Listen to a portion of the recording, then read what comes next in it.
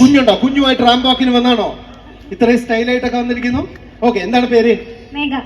എവിടെ? മേഘ മടവൂര്. ഇവിടെ മേഘ വന്നതുകൊണ്ടാണ് ഇവിടെ മഴ പെയ്തെന്ന് എത്ര പേർക്ക് അറിയാം? മേഘ വന്നതുകൊണ്ടാണ് ഇവിടെ മഴ പെയ്തെന്ന് എത്ര പേർക്ക് അറിയാം? മേഘ മാറി നിന്നത് കൊണ്ട്. ഓ, അത് ശരി.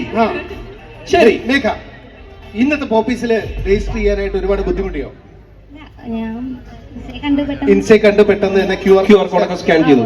അപ്പൊ ഇവിടെ എത്ര പേര് രജിസ്റ്റർ ചെയ്തിട്ടുണ്ടെന്ന് ഇൻസയില് ഈ ഭാഗത്ത് എത്ര പേരുണ്ട് രജിസ്റ്റർ ചെയ്തിട്ടുള്ള? ഒരു ഫാമിലി ഉണ്ട്. ഓക്കെ, അടിപൊളി. അവിടെ ഓക്കെ. അപ്പൊ മേഘ, നമ്മുടെ മടവൂരുകാരിയെ മേഘയ്ക്ക് എല്ലാവരും ചേർന്ന് ഒരു ഗംഭീര ഗൈഡ് കൊടുക്കുക.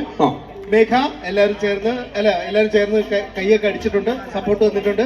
ഇനി ആലറി വിളിച്ചോ പോപ്പീസ് എന്ന് ആലറി വിളിച്ചോളണം. 16 സെക്കൻഡ് നമുക്ക് record തകർക്കണ്ടേ? Your time starts now.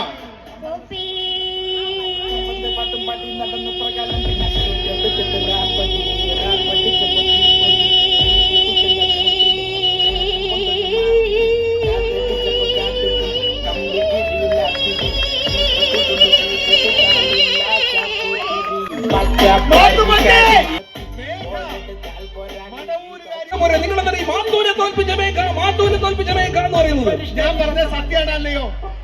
മാത്തൂനെ തോൽപ്പിച്ചോ? ഒന്ന് ആഞ്ഞു കൂവിക്കോ. അതാണോ കാര്യം? അത് തന്നെയാണ് മേഘ വിജയിച്ചതല്ലേ കാര്യം? അതെ. നീ എവിടെയെങ്കിലും പോയി ശ്വാസകോശം സ്പോഞ്ച് പോലാക്കിയെന്ന് നമ്മളെന്ത് പഠിച്ചു? അത് ശരി. ഓഹോ, എനിക്ക് നല്ല സംശയമുണ്ട്.